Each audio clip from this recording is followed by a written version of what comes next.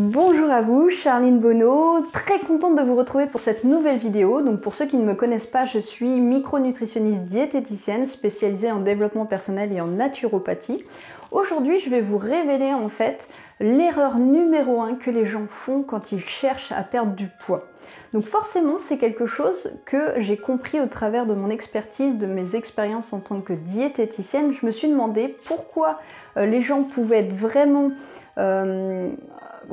convaincus, vraiment dans cette conviction déterminée à vouloir atteindre un objectif poids, et pourtant, malgré tout, ils n'arrivent pas à appliquer, ils n'arrivent pas, mais moi y compris, je suis pareil, je ne suis pas là-dessus meilleure qu'une autre. À partir du moment où on sait ce qu'on devrait faire, qu'est-ce qui fait qu'au fond on n'arrive pas à le mettre en place?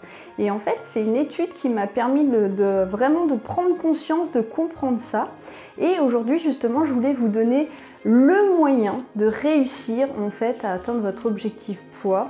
Et en tout cas, l'erreur numéro 1 que la plupart d'entre nous font quand on se fixe un objectif. Alors déjà, il faut comprendre, c'est que le poids, c'est pas quelque chose qui est en son contrôle. Et ça, c'est un truc que beaucoup de gens n'arrivent pas à accepter, puisqu'on est dans une société où on veut que tout soit sous contrôle, qu'à partir du moment où on a décidé quelque chose, ça doit se produire. On est dans une société où on met des actions, ça veut dire qu'il doit y avoir un résultat. Donc c'est quelque chose qui frustre beaucoup de gens, et cette sensation de frustration, elle est devenue vraiment intolérable. Pour notre société, c'est une émotion que les gens ne refusent de ressentir. Donc ça, c'est vraiment quelque chose qui va agacer, qui va générer une sensation de colère, d'injustice chez beaucoup de personnes. Et ça, en fait, déjà, ça va vous générer un stress en fait pour l'organisme qui fait que d'ores et déjà vous allez un petit peu vous battre contre votre corps, mais c'est pas vraiment ça que je voulais aborder aujourd'hui dans cette vidéo. Donc déjà, les deux premières stratégies que les gens vont mettre en place, c'est d'une part à partir du moment où ils cherchent à perdre du poids, ils vont mettre en place des mesures, des actions, donc ça c'est très bien, des actions normales, sauf que en réalité dans le temps, ils vont avoir peu de résultats, et ça va souvent mener à un découragement, puis un abandon en fait de ce qui a été mis en place. Alors que déjà, c'est quelque chose sur lequel je veux vous interpeller.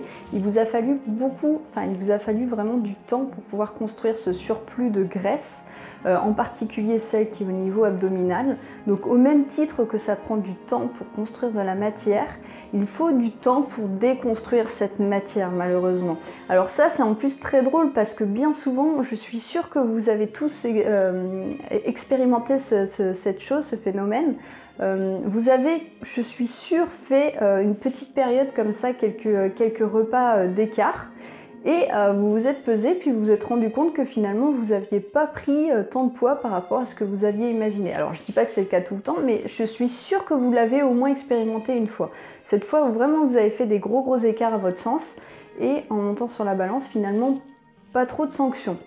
Et c'est ce que je veux vraiment vous faire prendre conscience, c'est que quand vous cherchez à perdre du poids, d'une part ça met du temps, mais en plus de ça, vous avez des paliers à des moments. Mais au même titre que quand vous construisez la matière supplémentaire, vous avez aussi des paliers. C'est pas tout de suite, c'est pas parce que vous faites un repas qui va avoir une densité énergétique supérieure à la normale que pouf, vous allez avoir tout de suite une sanction sur la balance. Alors oui, ça arrive, et bien souvent c'est parce que c'est des repas qui sont très riches en sel ou en sucre, donc là vous allez emmagasiner beaucoup plus d'eau, donc là vous allez avoir une sanction sévère sur la balance, mais en fait au fil des jours ça redescend très vite. D'ailleurs c'est ce qu'on va dire, les kilos qu'on peut se déstocker facilement, en fait ça c'est complètement débile, c'est juste de l'eau que vous avez entre les cellules adipeuses qui fait que vous allez le perdre facilement, donc ça vous donne une illusion de perte de poids assez rapide. Mais en fait, en réalité, c'est que de l'eau. Donc c'est vraiment ça qu'il faut comprendre. C'est à partir du moment où vous avez mis du temps pour construire cette matière, il va vous falloir du temps pour la déconstruire. Et vous n'avez pas la main dessus. Donc bien souvent, ce qui se passe, c'est que les gens en viennent à la deuxième stratégie. La deuxième stratégie, c'est on va y aller à fond, comme ça, on va accélérer le résultat. Et ça va venir plus vite. Et ça, c'est encore une fois une erreur, tout simplement parce que là, vous allez rentrer en guerre contre votre organisme, en guerre contre votre corps. Donc ça amène des conséquences comme de l'hyperphagie, des crises où vous allez ingérer une grande quantité d'une nourriture, d'un aliment dont vous vous êtes privé, tout simplement parce que votre corps, il résiste, et à un moment, il va vous conduire en fait à lui apporter ce qui lui manque. Ça peut être ça. mais c'est aussi l'instinct de survie. Votre corps, il est programmé pour emmagasiner de l'énergie à partir du moment où il détecte un stress. Donc si vous mettez votre corps en mode famine, il va détecter ce stress, il va du coup mettre en place sa stratégie en fait de défense qui va consister à stocker. Donc à partir du moment où vous rentrez dans une forme de restriction qui est violente pour votre organisme, sachez que lui, il est plus fort que vous et qu'il a des stratégies qui sont hyper efficaces et pour ça, donc en fait, il va stocker de l'énergie, donc ça sert strictement à rien. Donc la morale de ces deux stratégies, c'est que dans les deux cas, vous n'allez pas y arriver. Pourquoi? Parce que vous commettez une erreur que tout le monde commet quand il se fixe des objectifs, c'est de mesurer vos progrès en fait par rapport à votre poids perdu.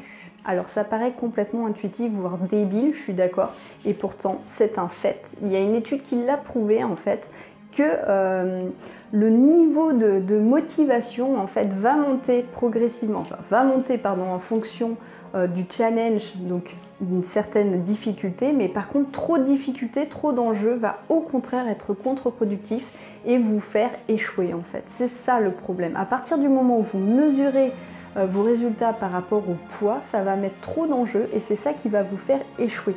Donc la solution, ça va être de trouver des critères d'évaluation de vos progrès qui vont être suffisamment challengeants, mais pas en même temps trop dans l'enjeu, qui vont trop vous mettre de pression. Donc c'est vraiment trouver le juste milieu.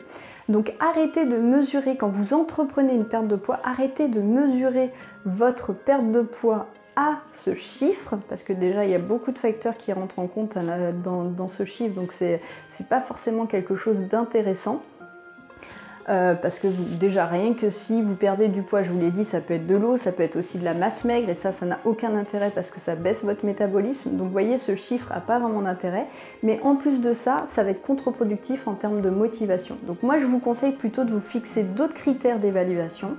Des critères qui peuvent être comme par exemple visuels. Prenez une photo, à partir du moment où vous prenez une photo et que vous mettez en place des actions et que vous la prenez régulièrement, vous allez voir votre corps évoluer, ça c'est nettement plus intéressant, donc ça peut être déjà une autre manière d'évaluer vos progrès. Ça peut être aussi, moi j'utilise beaucoup cet outil, j'adore ça, un tableau sur lequel vous allez cocher tous les jours quand vous avez appliqué en fait ces objectifs que vous vous êtes fixés, et à partir du moment où vous appliquez, il n'y a pas de raison. Vous arrivez au terme, vous faites régulièrement, je sais pas moi par exemple tous les 21 jours un contrôle au niveau de vos vêtements, au niveau de pourquoi pas vous mesurer avec un mètre vos cuisses, au niveau de votre ventre, etc. Mais si vous détournez en tout cas votre objectif, votre focus du poids, vous allez voir que ça va être beaucoup plus facile de rester motivé. Donc ça peut être ça. Ça peut être aussi vous challenger sur le nombre de plats sains que vous avez essayé, les nouvelles recettes que vous avez essayées. Ça peut être aussi le nombre de jours où vous êtes allé au sport. Ça peut être aussi le nombre de jours où vous avez pris soin de vous en faisant telle ou telle chose. Il y a énormément de manières en fait d'évaluer à partir du moment où vous appliquez, en fait, vous multipliez, vous augmentez la fréquence de ces actions, prendre soin de soi, faire du sport, etc.